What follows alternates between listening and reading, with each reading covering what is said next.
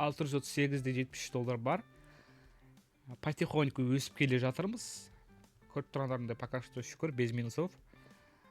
Торговлямызды жалғастыратын боламыз. Так, особо нервы свои тратить не хочу, так что 15 секундқа кіреміз. Қазір енді біз 15 минутқа кіріп кеттік қой, 15 секундқа кіреміз. И сол жерден, короче, бір ситуация іздеп көрейік. 1 минутқа сделка ашқым келмейді, нервымды құртқым келмейді, не хочу рисковать, то есть париться не хочу. Моментально, быстро өзімнің прибылімді алғым келеді, сондықтан давайте енді бір 3 секундқа қояйық. 1-2 деген кезде біздің сделкамыз шығатындай болу керек, короче, бізге. Вот, и уже сделка ашуға кәдімгідей конкретно дайындалайық. Біз қолданатын нәрсе өздерің білетіндей ББТ, бағаны болжаудың теориясы. Пан или пропан 3 секунд, короче, бізде приоритетте. Ал енді 3 секундта шығатын ситуация іздейтін боламыз.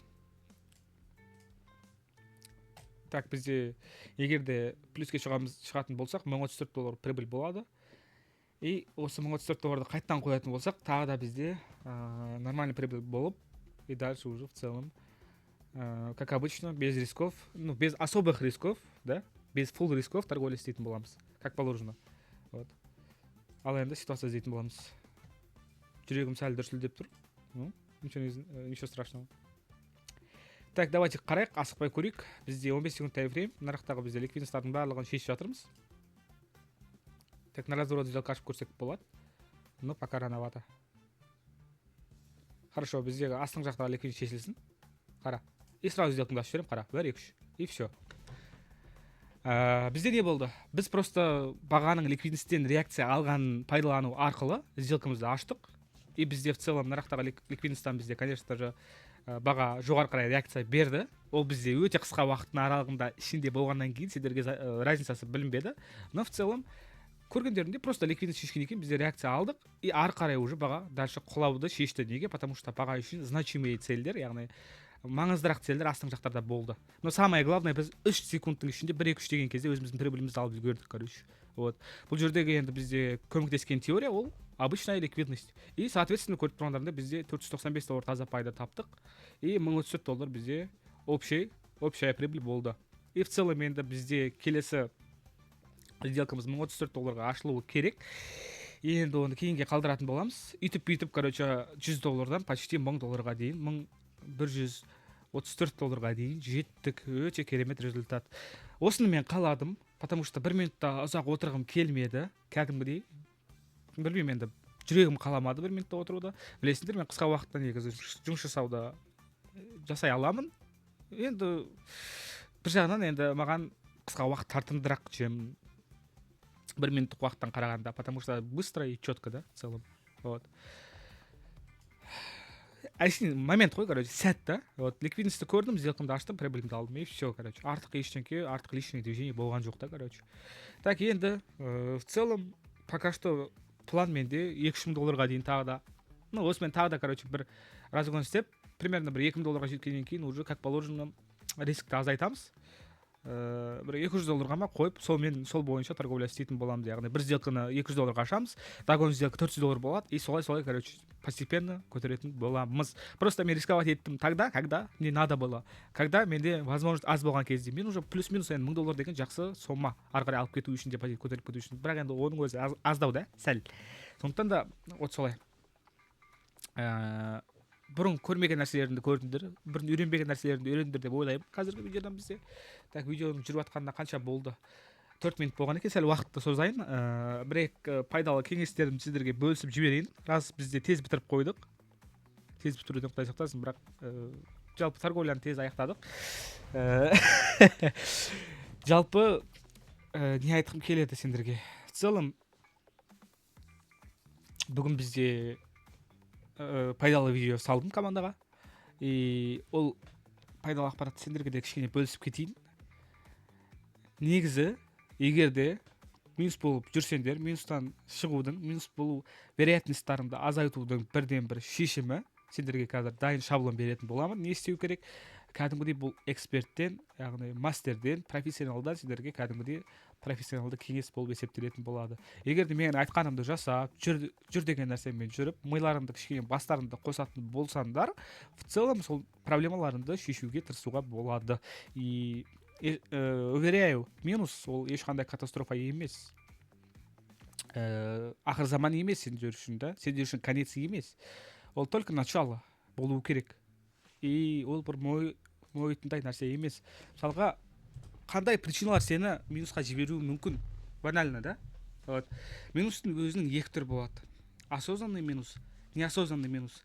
Егер де сен бағаның қай жерге кететінін біліп тұратын болсаң, яғни жоғары кетсе жоғары, төмен кетсе төмен кететінін біліп тұратын болсаң, и соответственно жоғары сделка ашсаң, бірақ енді бағаның, то есть мақсаты пока что кетпей тұрамын жоғары, пока что астыңғы жақтағы rejection блокты имбаланс толтыра тұрамын деп сондай планда болатын болса, и потом сені минус қылғаннан кейін баға жоғары қарай кететін болса, но самое главное, баға өзің істеген істеді, но ол жерде сен без твоего участия, да, без твоего плюса сен минусқа жіберіп жоғары қарай кетіп қалатын болса, ол плюс-минус оны осознанный минус деп алсақ болады. И ондай ситуациялар, ондай ит ситуациялар болып тұрады рынокта. Ал неосознанный минус, мысалға сен сделка жоғары қарай аштың, принципиально баға жоғары қарай кеткен жоқ, даже сен ашқан жерге дейін көтерілген жоқ, прям негативно төменге қарай кетіп қалды, ол сенде неосознанный минус. Вот сенің сол жердегі задачаң сен неге минус болғаныңды білу. А так мысалға сделка ашқан кезде баға пока жоғары кетіп тұратын болса, сен жоғары ашқан кезде, онда ол плюс-минус частично осознанный минус деп санауға болады, потому что сен аштың уақытқа, 1 минутқа допустим. И сенде басында сен ойлаған жаққа қарай баға барып тұрды. И потом бір деңгейде бағаға әсер етті. Яғни бір ликвидностьтің шешілуі, лонговый ликвидностьтің чтобы шартовый реакция беретіндей, болмаса бір ордер блоктың, брекер блоктың, mitigation блоктың имбаланстың толтырылуы бағаны шартовый жіберді. Вот сол переменаны сен көрсең, біліп тұрсаң, онда в целом ол минусты, жалпы минус деп айтуға даже келмейді. Ол просто часть работы, часть процесса. Ал неосознанный минус, сен өзің минус болдың, бірақ неге минус болғанын түсінбеген кез. Вот сол кезде, неосознанный минус болған кезде, сен соны осознанныйға айналдыруға тырысатын болсаң, сен өсесің, как трейдер ретінде. Понял, да? И сенде чем больше осознанный минус бола берген сайын, сен уже в целом, айтсам болады, өзіңнің плюс болу неңді көбейтесің, короче, вероятностьті көбейтесің, потому что сен өзіңе керек емес ситуацияға кірмейсің, да? Вот. В основном рынокта одно и то же ситуациялар қайталанады. По свечам, если вот судить, да? Свеча, ол кәдімгідей адамның формасы сияқты, біреу ұзын, біреу қысқа, біреу семіз, біреу арық деген сияқты. И ол свечалардың беретіні бір ғана. Яғни информациясы бір ғана. Либо лонговый, либо шартовый. И в целом, мысалға, любой свеча жабылып ашылған кезде сенде в целом бір понятие болу керек, да? Сенде, короче, как трейдер ретінде басында сұрақ болу керек. Мен жоғары төмен сделка ашамын, да? И қай жақтың вероятності көптеу, яғни жоғары кететіні ма, бағаның или төменге қарай кететіні ма, қай жақтың вероятності көптеу. Сол нәрсені сен бірінші анықтайсың, и в целом уже сделкаңды ашып жібересің, все. Егер де сенің предположениең дұрыс болатын болса, плюс боласың. Иногда сол дұрыс болып тұрып та минус болып кетуі мүмкін, бірақ өзім айтқандай ол осознанный минус. Вот. Сол қарайтын болсақ, міне қараш, рыноктарға қара. ББТ, иә, ББТ. Лонговый модель келесі бізде баға не істеді? Рост жасады. Шартовый модель келесі бізде баға қайтадан рост жасады, да? Ну, бұл жерде енді ББТ банально орындалмай қалды. Почему? Потому что бізде в целом бағаның целі мына жақтағы ликвидность болды. Вот осы жақ маңыздырақ болды, чем астыңғы жақтағы мына минимумнан қарағанда. Возможно, да? Вот. И міне закрепление болды, сразу жоғары қарай кетті. Закрепление болды, жоғары қарай кетті. Закрепление болды, жоғары қарай кетті. Закрепление болды, мысалға. Келесі жоғары қарай кетті. Көрдің ғой? Осылай последовательно бізде по тренду өседі баға, короче. Мынаны қазір мен сендерге 5 секундта көрсететін болсам, 15 секундта ма? Бұл бізде обычный тренд. Қара.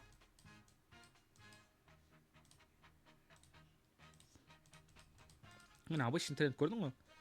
Міне обычный тренд міне. Вот. Көрдің ғой? Осылай бізде баға қозғалады, короче.